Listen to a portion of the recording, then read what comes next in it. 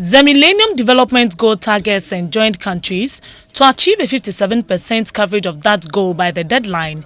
In Ghana, indiscriminate littering, be it solid or liquid, and the lack of a proper way of disposing of the filth generated leaves much to be desired.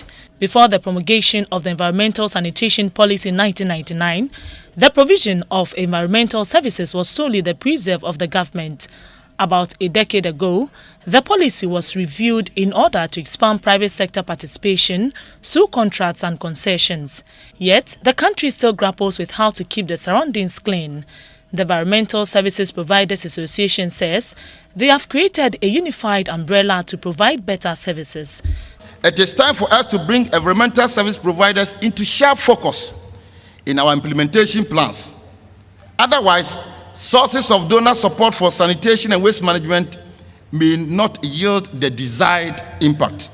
The Deputy Minister for Tourism, Mr. Jifagumashi, complained about the indiscriminate habit of littering. In our lecture rooms, you'll find educated people drink water and put it in the windows and so on. It's not just people who are not educated who litter our country.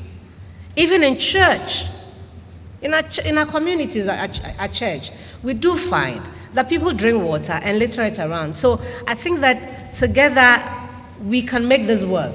The Deputy Minister for Trade, Neelante Vanderpoy, said the country needs to focus on recycling waste. Every support will be given to indigenous Ghanaian businesses who will add value to our perceived waste products in order not only to minimize the amount of money we spend on waste collection, but also to turn the waste around into other sources of manufacturing and production to bring revenue for this country.